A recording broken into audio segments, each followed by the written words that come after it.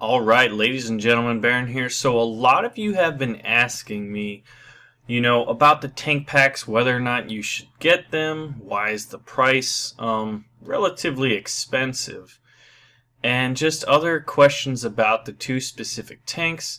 And there's been a lot of argument and discussion about, are these tanks good and stuff like that. And I'm going to discuss this now. I wanted to discuss this a while ago.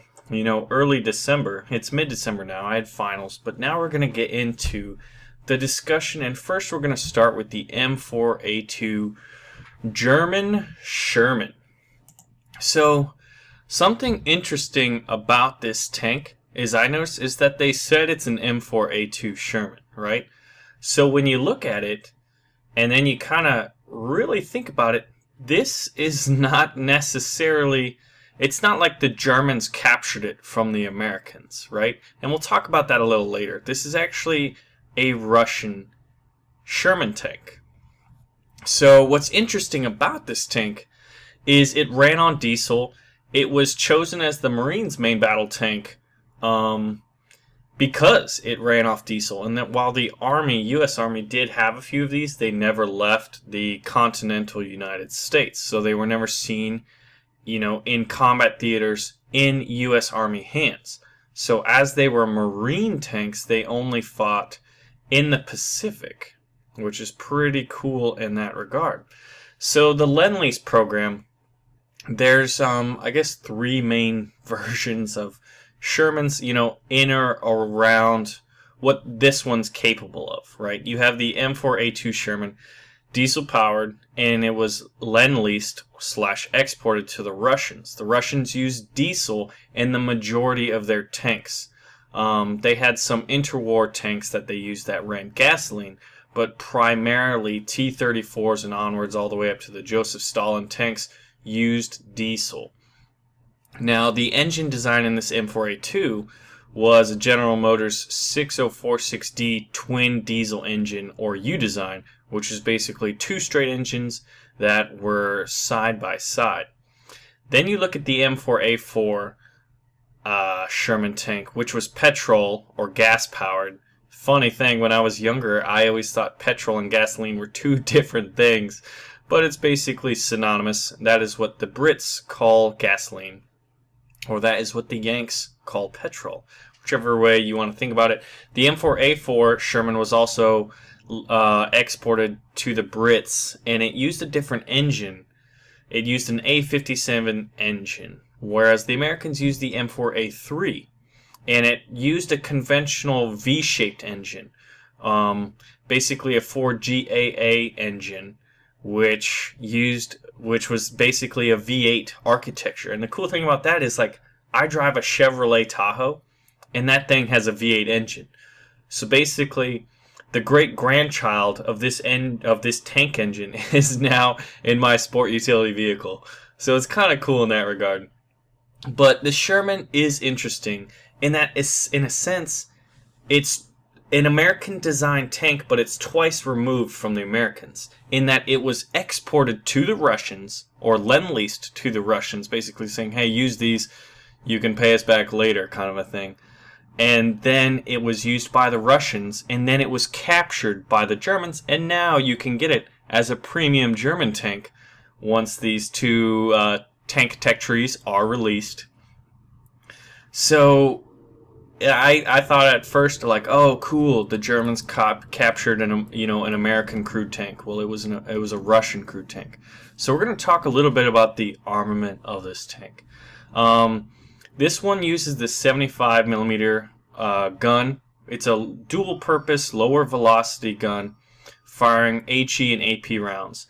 Now, that's basically dual-purpose. High explosive for anti-infantry and infantry support, and then armor-piercing, for tanks. And this was the same gun that was used in the M3 Grants. And it's about 40 calibers long, or 3 meters, and it has a muzzle velocity of somewhere around 619 meters per second.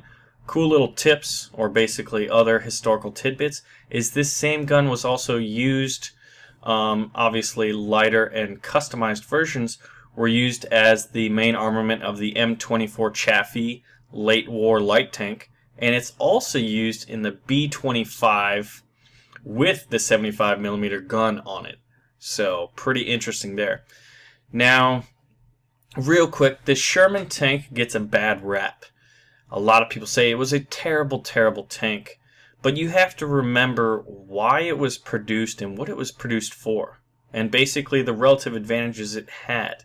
It was designed for mass production. It was a mobile tank. It was used primarily for infantry support. And it was designed at the time, like, look at the differences in tank doctrine between the Russians, the British, and the Americans. They were all relative to what they had to deal with. The Americans were separated from the Germans by the Atlantic Ocean. The Russians were not. They were dealing with the greatest number of German armor of any of the Allied powers. Right? So they need tanks to kill tanks. The Americans were exporting tanks, and they converted basically automobile factories to produce this, which is why we see a lot of these truck, and even aircraft engines in some cases, like in some of these Russian-designed early, like BT tanks, like the BT-7, for example, using aircraft-designed engines. But the Americans didn't really have a lot of experience, nor at the time were they really thinking about tank versus tank combat. The Russians, on the other hand, were dealing with it on a daily basis. So, while a lot of people say it was a terrible tank, you have to, like, here's an analogy, right? You could mass produce a lot of these. Now, the argument isn't necessarily fair when we compare it to World War II, right? But if we compare it to a tank game, the Sherman easily will not be very... It's not even close to a Panther or a Tiger tank, and it's not, it's not nearly as good as a T-34 tank. However, what it was designed for, it did rather well. It could be mass produced, and it was used to basically take lots of ground fast. I mean, look at what Patton did with these things. Once he got let loose, once the Allied powers opened up the Normandy invasion, look at what he did. He was just all over the place. He basically blitzkrieged the Germans. He used their same tactics against them. And to do that, you want a lot of armament. You want tanks that can take ground. And to take ground, you generally need infantry. So infantry support is pretty key. But with regard to what we're going to experience in this game, while the M4a4 Sherman may not be the best tank, although when it's fighting Japanese tanks, you could argue that it would be generally the heavier hitting tank in that regard. But look at two of the doctrines. A lot of people say, alright, well, the Sherman is not good on a one-to-one basis, right? We have an amateur boxer in the Sherman fighting a professional boxer in the Tiger or the Panther tank, right?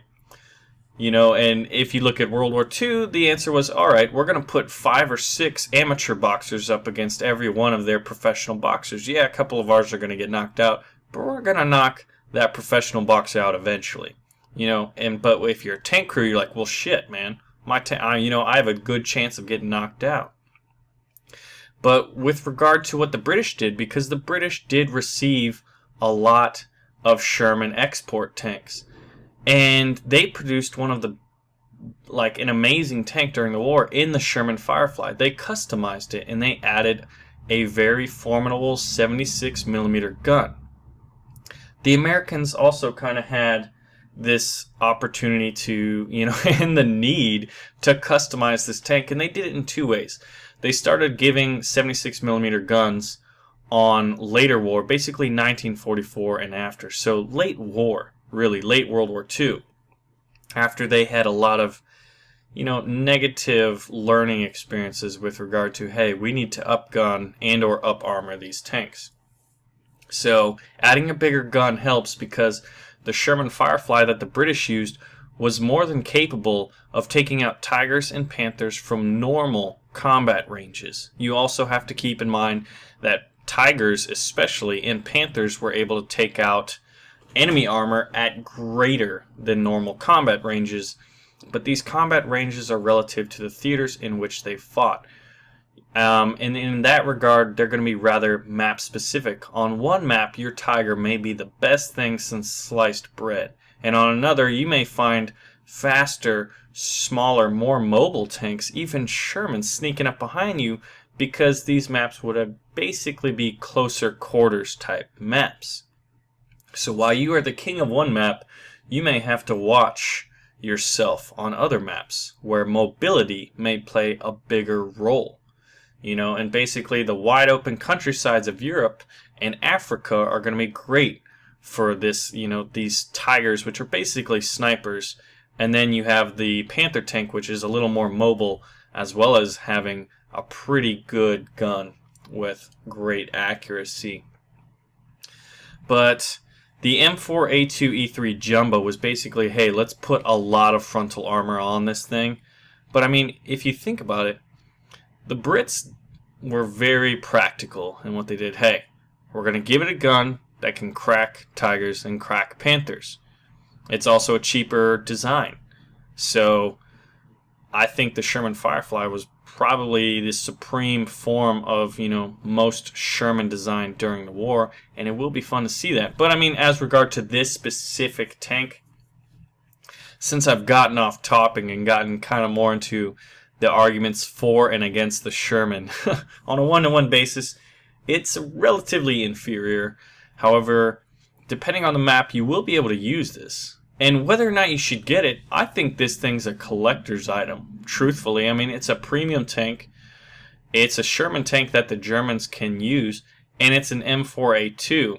So, since the two tech trees at the beginning will be German and Russian, for the most part, we're not going to see too many Shermans till later once we have other tech trees. So I think for a decent amount of time, this is going to be one of the only Shermans running around the battlefield. So if you want something that not too many other people have, or something that's unique, and then years from now, something that's a collector's item, I mean relative collector's item, because you can't really trade them, but it's, you know, basically exclusivity.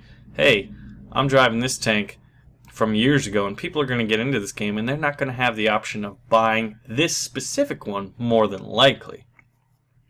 So I wanted it from that regard. It'll be one of the only Shermans, and I want to see and get an experience of how to use them effectively, kind of get a rough idea of what it may have been like going up against Tigers, Panthers, you know. And as it's a German one, you're actually going to be going primarily up against Russian tanks, so Shermans versus T-34s and stuff like that. And it will be sitting at Tier 2, so I think it'll be interesting to see what kind of tanks it goes up in that regard. You're going to have, I think that's when the Russians may get KV-1s, and most of the T-34s will probably be, you know, early T-34s. It's going to be interesting to see how it works out.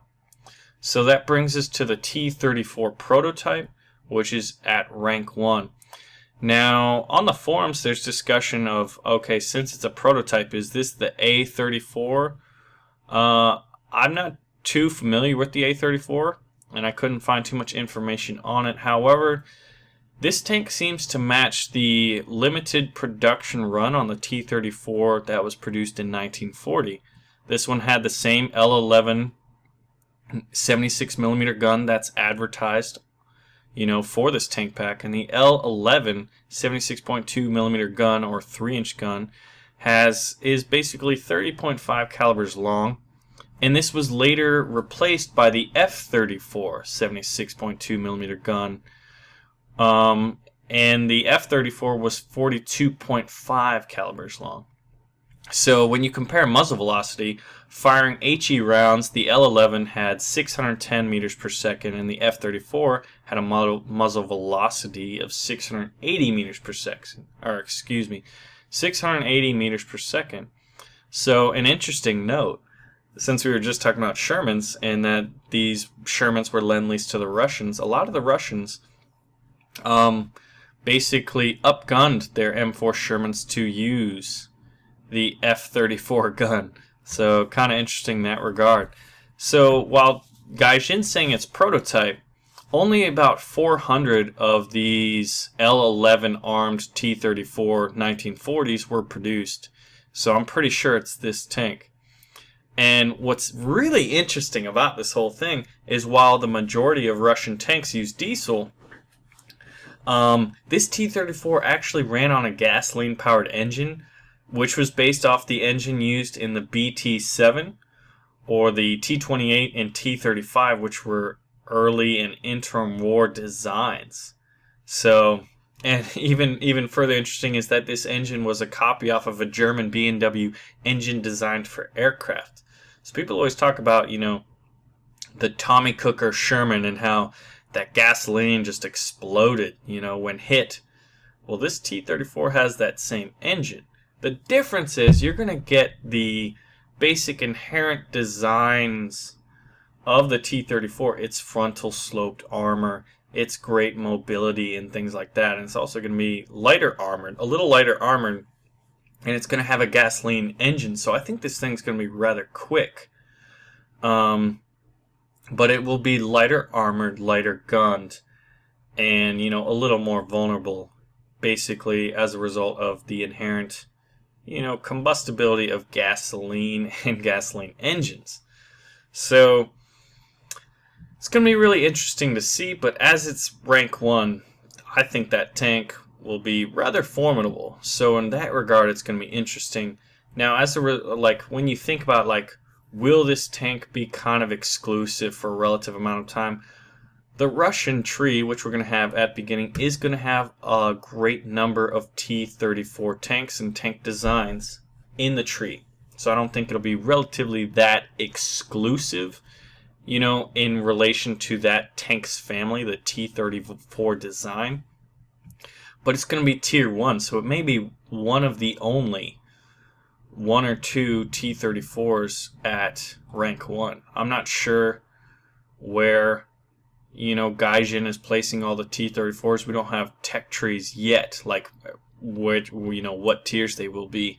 But this one may be the only one, so it'll be pretty competitive in that regard and pretty unique. And that's what I'm kind of looking for mostly. Obviously, now we're going to get into, you get alpha access, right? Or excuse me, not alpha access, closed beta tank access. Access, not axis powers.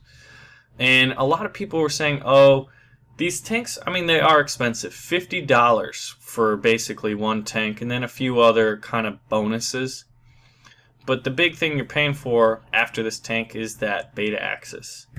And people have been saying, oh, this is a money grab by Gaijin, right? And if I was in Gaijin's shoes, if I was doing this as a money grab, I would not price it at $50.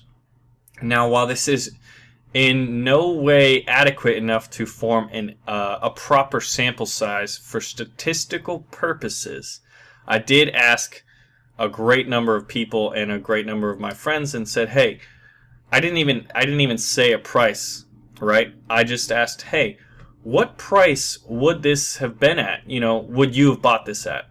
What's your max price? And the most common one, far most common one, was $30. If they were, you know, and this is in obviously US currency because I paid $50 for one tank pack. I actually bought them both because I'm interested to try them out and show you guys a little bit about them. But basically, here's the math behind it, right? Oh, you know, at first glance, higher price means, oh, they're going to make more money off it, right? I don't think so. And I think there's two reasons behind, or there's one main reason behind pricing it high. But here's my argument against the fact that, or, you know, against the argument that this is a money grab. Well, if one person buys it at $50, right? And at that same price, twice as many people would buy it at $30, would mean they would actually make more money at a lower price point. It's simple economics, and you do the math. Now, this is a rough guesstimation based off my personal queries to a number of friends and even people on the forums. But basically, for every one person buying it at $50, two people would buy it at $30. So instead of, for every $50 you make it at the $50 price point, you make $60 at a $30 price point. So very rough math, but you get the idea where basically this isn't necessarily a money grab. So why is it priced high? Well, what's interesting, twice as many people would have bought it at that $30 price point. And we'll just go with that number, right? Well, what is that doing? That's limiting the number of people that are buying this tank pack. It is allowing people who didn't get invitations via the challenge system, which was a lottery, which is what they've described it as. It was no guarantee, unfortunately, for many of us, but I mean, that's just how it worked.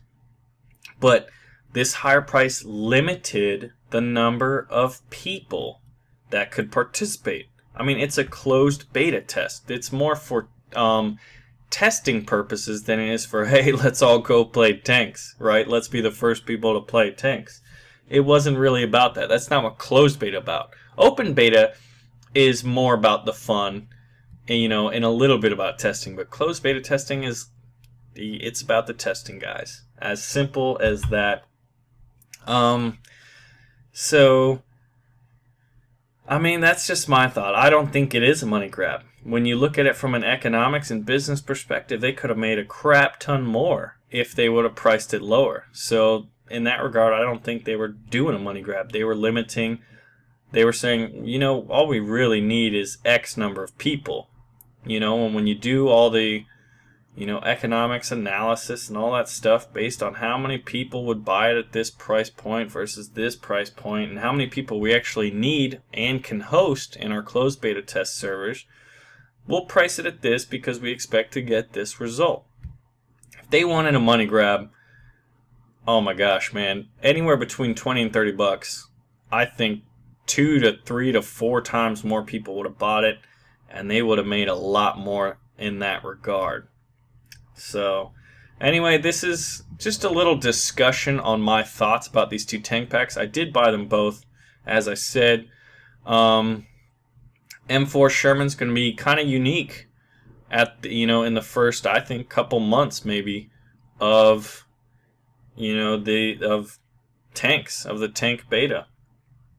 And the T-34, I think it'll be when I have, like, I don't know, 12, 13 different T-34s a year or two from now.